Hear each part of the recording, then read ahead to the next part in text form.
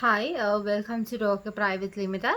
Today I am here to talk with you about the New Zealand study visa process, and in the process I have understood that many of you are facing some sort of problem with the financials, and there are many refuses regarding financials. So I'm here to explain you how you have to show the financials for the New Zealand immigration, and what are the steps, and how this source of funds will affect your application, and what is the correct path to get your visa with successful financial evidences.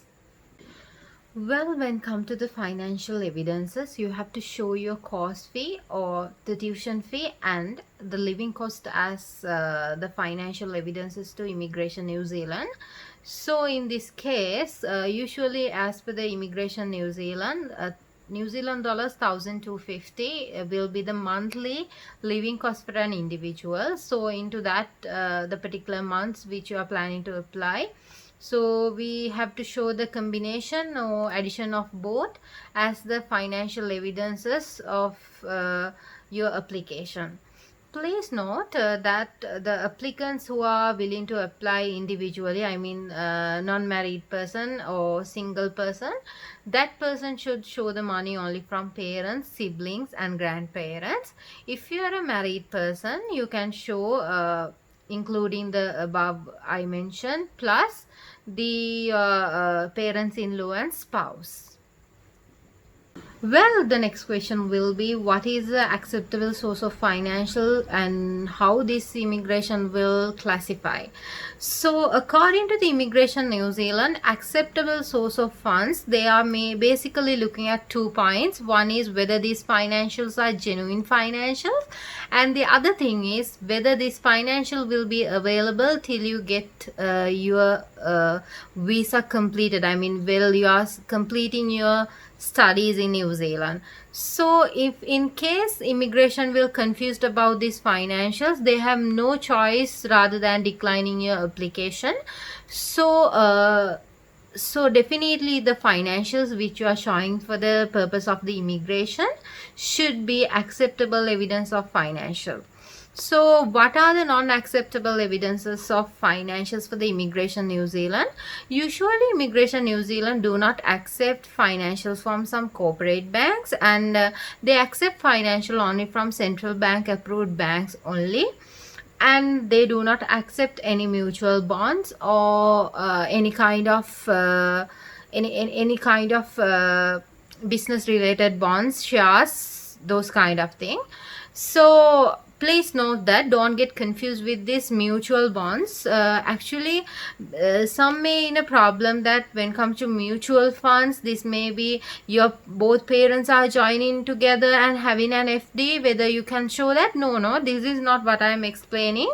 So here the mutual funds mean the financials which is between two individuals who are not actually the sponsors will be accepting as per the Immigration New Zealand, plus the business purpose bonds they won't accept. And in some cases I have seen that many refusers that they are the most of the agents are showing the financials, they are giving the advice to the student to show financials by current account from their parents. That is not actually accepted from immigration, because current account is an account which is using for the purpose of business, not for the education. So definitely your application will be declining by the Immigration New Zealand, because you have been used the business account for the education purpose.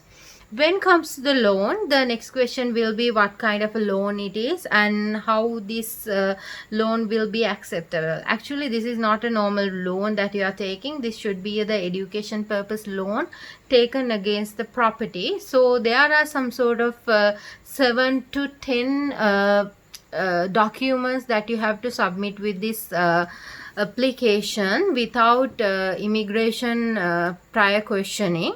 So once you provide this document from a trained agent, you won't be facing any kind of problems when you are dealing with this application with the immigration. So make sure to handle the case with a trained agent and an experienced agent. And your next question will be how you want to do this application proper, and what will be the steps, and how you wanted to meet us, like that. We are located in Bambalapitia. So Brohaga Private Limited is located in Bambalapitia. So you can come and meet us. We are giving you a free consultation about your application, and we will be help you with the process. And also we are with a licensed immigration advisor who only can support for your dependent and child visa. So please come and visit us. We will be available for your support.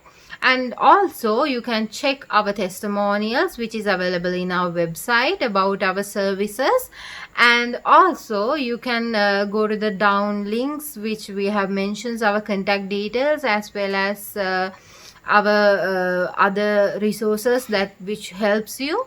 So please come and visit us. We will be there to help you for your higher education dream. Thank you.